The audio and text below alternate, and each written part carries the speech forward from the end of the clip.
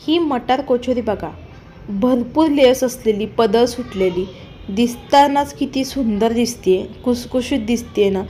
कचोरी करायला खूप अवघड वाटतं, पण अजिबात नाही बरं का तसं काय. अगदी सोपी कचोरी. करताना ज्या काही टिप्स वापरल्या ना त्या वापरल्या तर तुमची कचोरी खुसखुशीत, भरपूर लेस असली, पदर सुटली मटार कचोरी, गरमागरम मटार कचोरी तुम्ही बनवू शकाल. आज मी वेगळ्या प्रकारे मटार कचोरी बनवली. दिसायला सुंदर आणि खायला तर इतकी जबरदस्त टेस्टी लागते. तर तुमचीसुद्धा अशीच मटार कचोरी बनवता येईल. इतकी क्रिस्पी झाली ना. मटारचा सीझन संपण्याआधी तुम्ही ही मटार कचोरी नक्की ट्राय करा. अगदी डिलिशियस, टेस्टी बनवून तयार होते ही मटार कचोरी. मग अशा छान छान रेसिपीसाठी मंडळी वैष्णव रेसिपी चॅनलला लाईक करा, सबस्क्राईब करा, जास्तीत जास्त जणांपर्यंत ही रेसिपी शेअर करा प्लीज. चला मग मस्त अशा रेसिपीला आपण सुरुवात करूयात. इथे आपल्याला मटार कचोरी बनवण्यासाठी पीठ मळायला घ्यायचं आहे. इथे मी घेतलेला आहे मैदा इथे मी 1.5 वाटी घेतलेला आहे. तुम्हाला जे मटार कचोरी कशी बनवायची म्हणजे कमी जास्तही तुम्ही इथे पीठ घेऊ शकता, मैद्याचं प्रमाण. आता काय करायचं, आपल्याला मोहन आहे ना ती घ्यायचं. इथे मी मोहन आहे ना 2 चमचे घेतलेला आहे, मोठे चमचे. ते आपल्याला गरम करून घ्यायचे गॅसवरती. तर इकडे मी 1 चमचा ओवा टाकलेला. ओव्यामुळे छान असा स्वाद येतो आपल्या कचोरीला, त्यामुळे स्वादसाठी आपल्याला टाकायचे. चोळून टाकायचा मैदा आणि थोडंसं मीठ टाकायचे. इथे मी मोहन देखील तुपाचं गरम करून घेतलेलं आहे. तुम्ही या ठिकाणी तेल देखील वापरू शकता, पण मोहन आहे ना व्यवस्थित टाकायचं. म्हणजे काय होतं ना, मोहन व्यवस्थित टाकलं ना 2 चमचे, म्हणजे आपली मटार कचोरी आहे ना नरम पडत नाही, छान अशी क्रिस्पी, भरपूर लेस असलेली बनवून तयार होते. त्याच्याकरता आपल्याला मोहन आहे ना व्यवस्थित टाकायचं तुपाचं, किंवा तुम्ही तेलात देखील टाकू शकता. आता काय करायचं, चमच्याने मिक्स करून घ्यायचं सुरुवातीला गरम असल्यामुळे, आणि पुन्हा चमच्याने मिक्स केल्यानंतर हाताने व्यवस्थित मिक्स करून घ्यायचं. आणि आपलं परफेक्ट मोहन कसं पडले म्हणजे पिठाला, मैद्याला कसं ओळखायचं. तूप आहे ना पिठाला सुरुवातीला आपल्याला चोळून घ्यायचं आणि आपल्याला हातामध्ये अशी मूठ केली ना तर मूठ होतीये, ह्याचा अर्थ आपल्या इथे तुपाचं मोहन व्यवस्थित छान पडलेलं आहे. आणि तूप गरम केल्यामुळे काय होतं ना मोहन, तर आपल्या इथे खुसखुशीत आपली छान भरपूर लेस असलेली मटार कचोरी तयार होते. त्यासाठी आपल्याला तूप आहे ना गरम करून टाकायचे. आता काय करायचं, इथे आपलं रेडी झालेलं आहे. मोहन टाकून व्यवस्थित चोळून देखील घेतलेलं आहे मी पिठाला तूप. आता काय करायचं, थोडं थोडं पाणी टाकायचे. एकदम सगळं टाकायचं नाही आहे, थोडं थोडं पाणी टाकायचे. आपल्याला थोडं थोडं पाणी टाकत आपल्याला हे पीठ मळून घ्यायचे. आणि पीठ मळत असताना एकदम पाणी टाकायचं नाही, थोडं थोडं टाकायचं.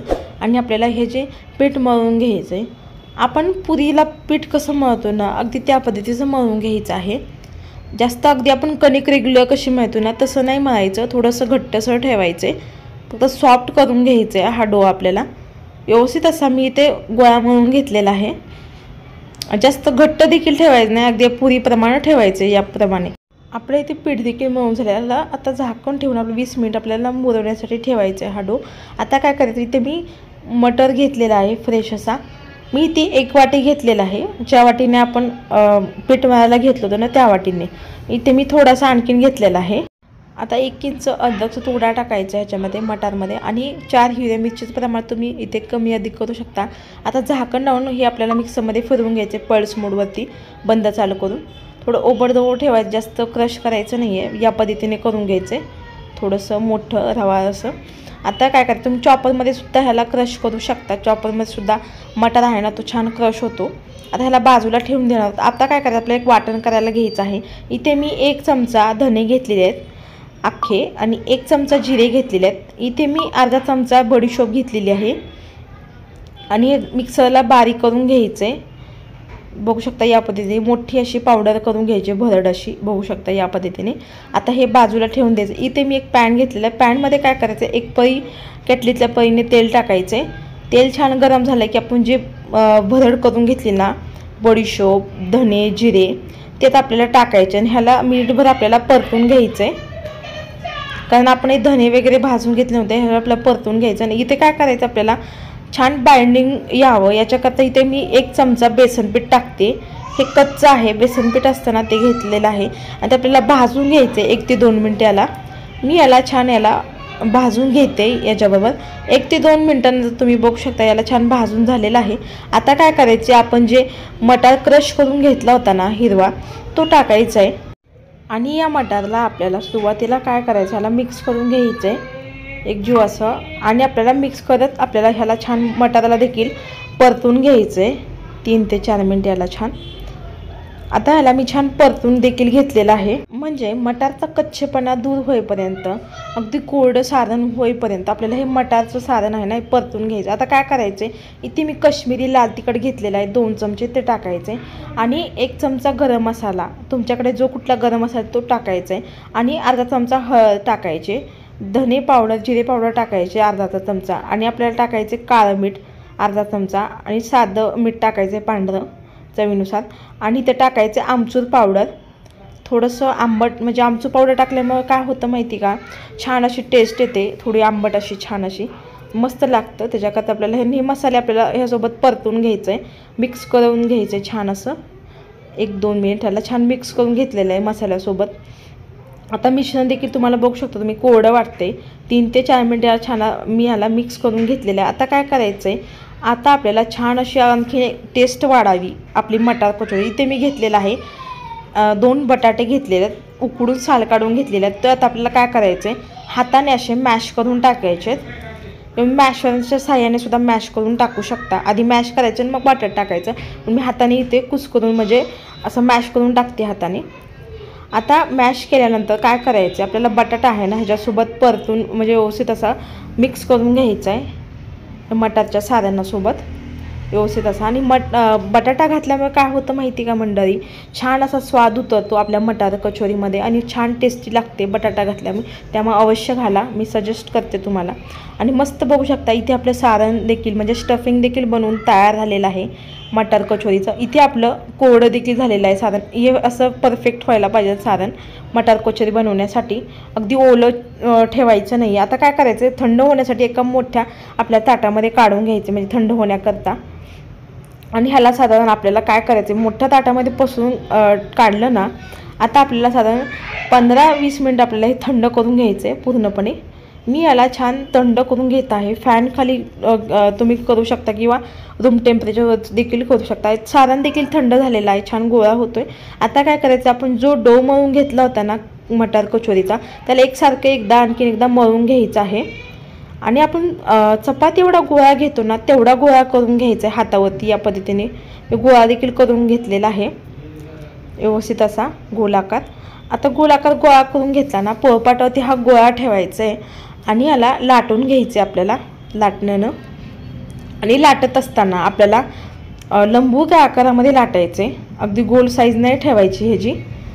आपण चपाती कशी लाटतो ना त्या पद्धतीने ह्याला लाटून घ्यायचे चपाती पातळ छान असं. ह्याला दोन्ही बाजूनी मी ह्याला छान भाजून घेते, आणि ह्याला पीठ वगैरे लावायची अजिबात आवश्यकता पडत नाही, किंवा तूप तेल लावायचं नाही लाटत असताना फक्त. आता ह्याला म्हणजे लंबूच्या आकारामध्ये छान लाटून घेतल्यानंतर काय करायचं, आपलं तूप लावायचे. तुम्ही या ठिकाणी तेल देखील लावू शकता, किंवा तुम्ही या ठिकाणी साठा देखील करू शकता कॉर्नफ्लॉवरचा आणि तूप टाकून. मी इथे पण तूप लावते, आणि थोडंसं आपल्याला पीठ भुरभुरायचे टाकायचे वरून मैदा, आणि पुन्हा तूप लावायचे. घडी करून घ्यायची एका साईडनं अशी मध्ये, आणि दुसऱ्या साईडनं देखील अशी घडी करून घ्यायची मध्ये. असं केल्यानं काय होतं ना, आपले छान पदर सुटतात. त्याच्याकरता आपल्याला हे करायचं, आणि पुन्हा आणखीन एकदा घडी करून घ्यायचे एकामेकावर अशी.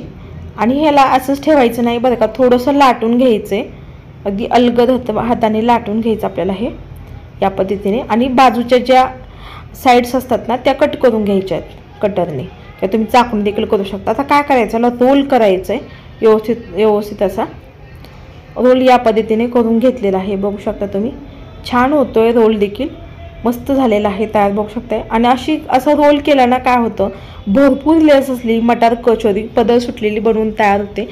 आता मधोमध आपल्याला सुरीने काय करायचं, कट मारून घ्यायचं, मध्ये व्यवस्थित कट मारून घ्यायचं मधूनच.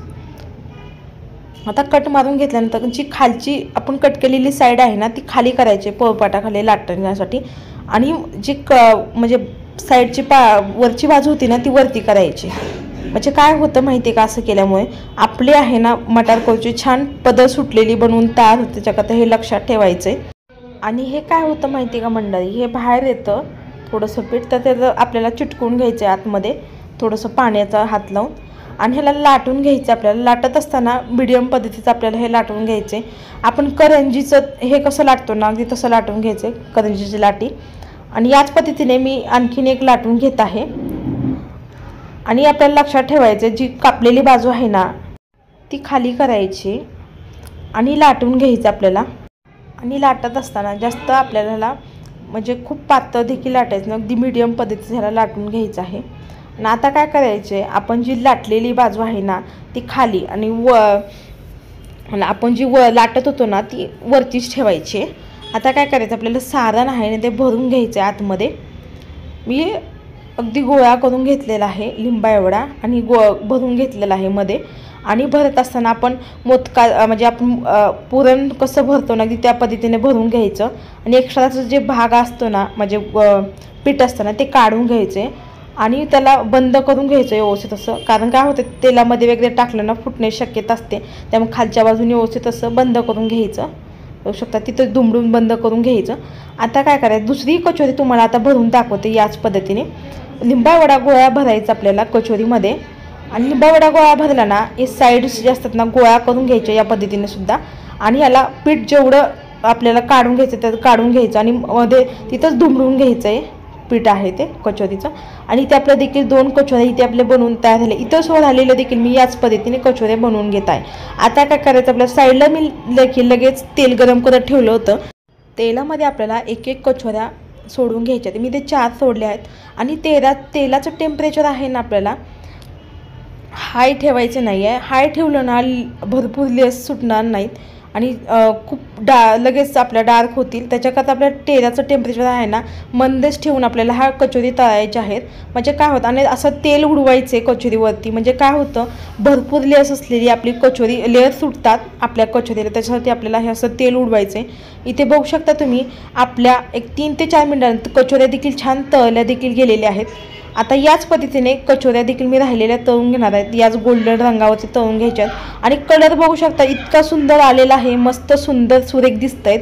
अगदी बघता क्षणी खाव्याशा वाटणाऱ्या अगदी टेस्टी बनवून तयार झालेले आहेत. आता ह्या आपल्याला तेलामधून काढून घ्यायच्या आहेत.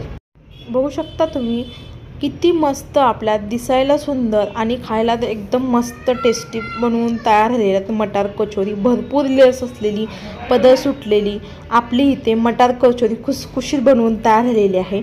आणि करायला तुम्हाला अवघड वाटते पण अजिबात तसं काहीच नाही. अगदी सोपी बनवून अगदी टिप्स काय फॉलो केल्या ना मटार कचोरीच्या अगदी मस्त बनवून तयार झाले बघू शकता तुम्ही. आणि तुम्हाला आता मटार कचोरी दाखवते. आणि मटार कचोरी आहे ना मंडळी अजिबात तेलकटसुद्धा झाल्या नव्हत्या बरं का. अगदी मस्त खुसखुशीत बनवून तयार झाल्या होत्या. अजिबात तेलकट न होता अगदी मस्त आपल्या. आणि तुम्ही क्रिस्पीपणा बघू शकता मटार कचोरी भरपूर लेस असली अगदी पदर सुटलेली खुसखुशीत आपली इथे मटार कचोरी बनवून तयार झाली आहे. तुम्ही मटार सीझन संपायच्या अगोदर ही मटार कचोरी नक्की ट्राय करा, खूप छान होती. तर ही आजची भरपूर लेस असलेली मटार कचोरीची रेसिपी तुम्हाला कशी वाटली कमेंट करून नक्की सांगा. अशा छान छान रेसिपीसाठी वैष्णव रेसिपी चॅनलला लाईक करा, शेअर करा, रेसिपी जास्तीत जास्त जणांपर्यंत सबस्क्राईब करा. वेळकडून माझी रेसिपी पाहिल्याबद्दल तुमचं मनापासून धन्यवाद. चला तर मग मस्त अशा पुन्हा अशा छानशा रेसिपीमध्ये भेटूयात. तोपर्यंत धन्यवाद.